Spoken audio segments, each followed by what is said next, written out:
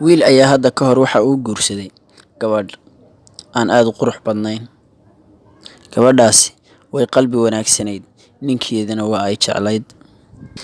Mar walbana waxay isku dayi jirtay inay ninkeeda ku raali geliso inay isku qurxiso. Laakiin mar kasta ee ay hawshaa guda gasho oo ay istiraahdo adoo qurux badan hor istaagna, wuu ka hor imaan jiray, wuxuuna diidi jiray sidaa inay isu qurxiso. Mar walbana waxa uu kaga dheeli jiray qaabka ay isu soo qurxiso, iyada oo uu mararka qaar xoog isku dayi jiray inuu kaga dhaqo wejigeeda. Waxaana uu ka dhigay gabadha inay muraayadda inta isku fiiriso ay eegto heerka uu joogo quruxdeedu.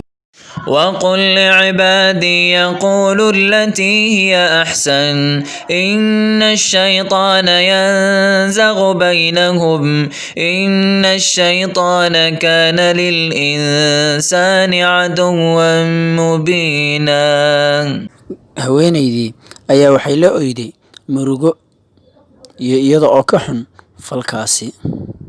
Habeen ka mid ah habeenadii wejiga xoog lagaga dhaqay ayay seexatay iyada oo qalbigeedu jaban yahay.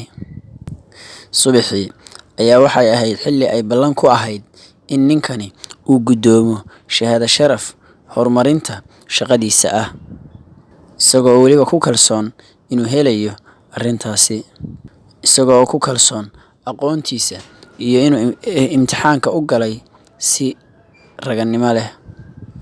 Markii uu mas'uulkani ogaaday natiijadii imtixaanka, waxa uu wadaadkii ka war helay iyada oo la diiday. Waa uu murugooday, aad ayuu u murugooday ilaa uu ka ooyay. Mid ka mid ah dhalinyaradii guulaysatay ayaa aragtay isagoo ooyaya, waxaana uu ku qowlay, haddii ay mas'uuliyiintu iga yeeli lahaayeen inaan uga tanaasulo kursigayga ninkaas ooyaya, waan yeeli lahaa arrintaa. Anigana Ilaahay ayaa ii beddelaya.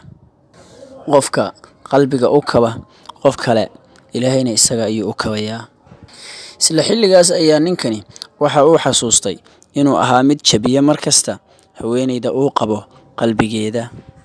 Waxaana uu halkaa ka aqoonsaday isagoo murugaysan in waxa adduunka ugu weyni uu yahay in la iskana kabo, niyaddana la isu dhiso.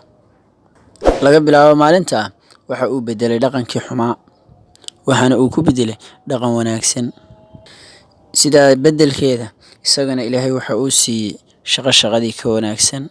قل يا عبادي الذين آمنوا اتقوا ربكم للذين أحسنوا في هذه الدنيا حسنة وأرض الله واسعة إنما يوفى الصابرون أجرهم بغير حساب.